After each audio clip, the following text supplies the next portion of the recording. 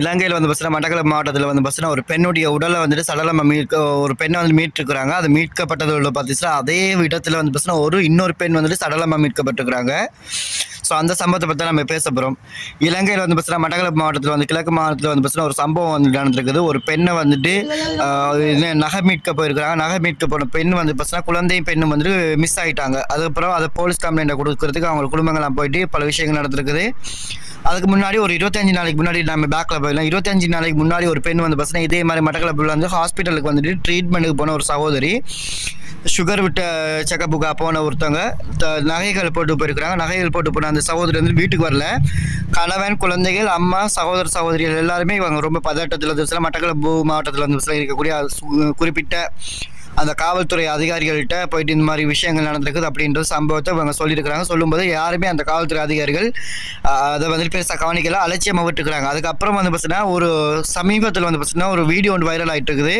So இதுதான் இந்த video பாருங்கள்.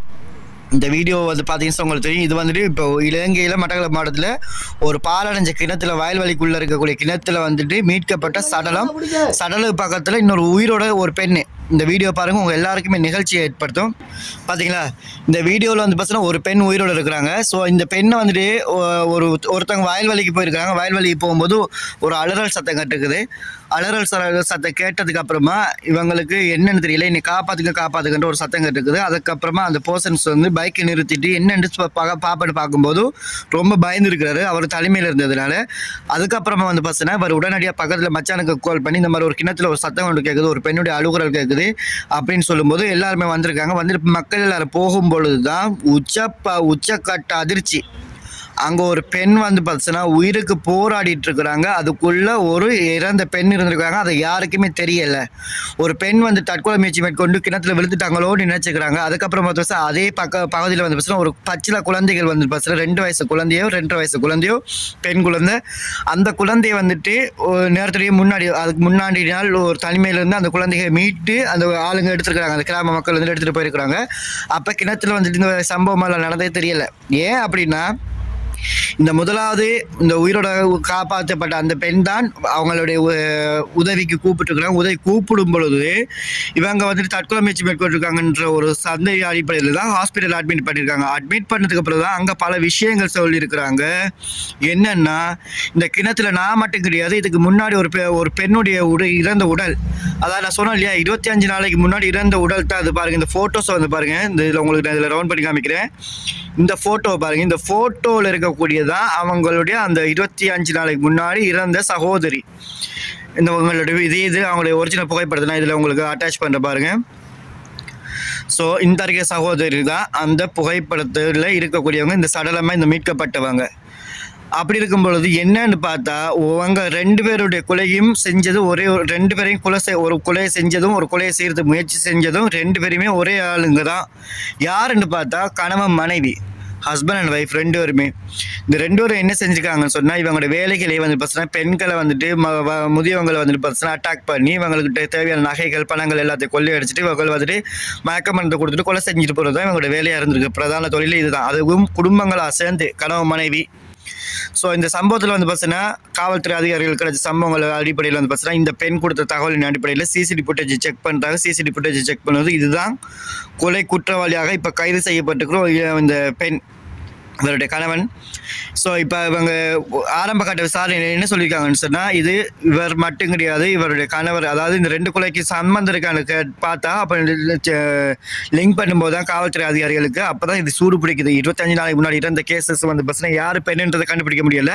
ஸோ முதலாவது உயிரோடு இருக்கக்கூடிய பெண்ணை வந்து அடையாளப்படுத்தும் போது தான் அந்த அடையாளம் படுத்தின நபர்கள் வந்து பார்த்தீங்கன்னா இந்த மாதிரி விஷயங்கள் பார்க்கும்போது இந்த மாதிரி ஒரு சம்பவம் நடந்திருக்குது அப்படின்றத எல்லாத்தையும் வாக்குமூலமாக கொடுத்ததுக்கு பிறகு அதன் அடிப்படையில் சிசிடிவி ஃபுட்டேஜ் செக் பண்ணும்போது இந்த மாதிரி இருந்திருக்கு. அதுக்கப்புறமா தான் அந்த குலையும் வந்துட்டு உள்ளே இருக்கக்கூடிய இந்த டெட் பாடியும் வந்துட்டு கண்டெடுக்கப்படுது. அதுக்கப்புறம் மட்டக்களப்பு மாவட்டத்தில் இந்த மாதிரி சம்பவம் நடந்திருக்குன்னு சொல்லும்போது மட்டக்களப்பில் வந்து பார்த்தீங்கன்னா ஒரு பெண் ஆல்ரெடி வந்து பார்த்தீங்கன்னா நம்ம ஹாஸ்பிட்டல் போனவங்க இறந்துட்டாங்கன்றது, இந்த ஹாஸ்பிட்டல் போன மிஸ்ஸிங் கேசஸ் இருக்கிறதுனால அந்த விஷயம் நடக்கும்போது தான் இவங்களும் அந்த நபர்கள்ன்றது அந்த உரிய நபர்ன்றதை அடையாளப்படுத்தும் போது தெரியுது அந்த பெண் வந்துட்டு மிஸ் ஆகிட்டாங்கன்ற மட்டும் தான் அந்த குடும்பங்கள் நினச்சிட்டு இருந்து எங்கேயோ ஒரு உயிரோடு இருக்கிறாங்க. நான் கடைசியில் வந்து பார்த்தா அந்த பெண் வந்துட்டு இன்னைக்கு 25 நாளாக பிரேதமாக வந்துட்டு இன்றைக்கி எடுக்கப்பட்டிருக்கு. அதுவும் உப்பி போய் உடம்பெல்லாம் வந்துட்டு மேலாம் சிலுக்குது இந்த வீடியோ பார்க்கும்போது. எவ்வளோ வலிகள் வேதனையாக இருக்கும் அந்த குடும்பங்களுக்கு. தயவுசெய்து சொல்கிறேன், எந்த பெண்களுமே யாரும் உதவி செய்கிறேன்னு சொல்லி சொன்னாங்கன்னா யாருமே போயிடாதீங்க. போனீங்கன்னு சொன்னால் நிச்சயம் வந்து பார்த்தீங்கன்னா நம்ம உயிரோட வருவோமா இல்லைன்னு தெரியல. எல்லாருமே ஒரே மாதிரி இருப்பாங்கன்னு தெரியல. ஸோ இந்த குற்றப்பின்னல் வந்து பார்த்தீங்கன்னா இவங்க மயக்க மருந்துகள், அனஸ்தேசியா மருந்து வகைகள், அப்புறம் டேப்லெட்ஸு, ஸ்லீப்பிங் பில்ஸ் இதெல்லாம் பல விஷயங்கள் செஞ்சுருக்காங்க. இந்த பணங்களில் வந்து பார்த்தீங்கன்னா ஆடம்பரமாக காரு, ஆட்டோ, வெஹிக்கிள், வீடுன்னு வசதிகளாக வாழ்ந்துருக்குறாங்க. இந்த பேராசைக்காகத்தான் இந்த விஷயங்கள் செஞ்சுருக்காங்கன்றதையும் சொல்லியிருக்கிறாங்க. இந்த கொலைகள் செய்யும் பொழுது மனைவி வந்து பார்த்தீங்கன்னா வெளியில் போயிடுவாங்களாம். மனைவியுடைய கணவன், அதாவது அந்த பெண்ணுடைய கணவனும் அந்த கணவனுடைய தம்பியும் சேர்ந்து தான் கொலை செஞ்சுட்டு தூக்கி போட்டுருவாங்களாம். ஸோ இந்த பெண்ணும் செத்து போயிடுச்சுன்னு அவங்க நினைச்சிருக்காங்க. துரதிருஷ்டவசமாக உயிரோட பிழைச்சது இந்த பெரிய ஒரு விஷயம். இந்த இறைவனுடைய நாட்டம் என்ன தெரியல. அந்த பெண்ணால் வந்து பார்த்தீங்கன்னா மிக முக்கியமான ஒரு குற்றவாளிகளை நம்ம இந்த இனம் காட்டக்கூடிய மாதிரி இருந்திருக்குது.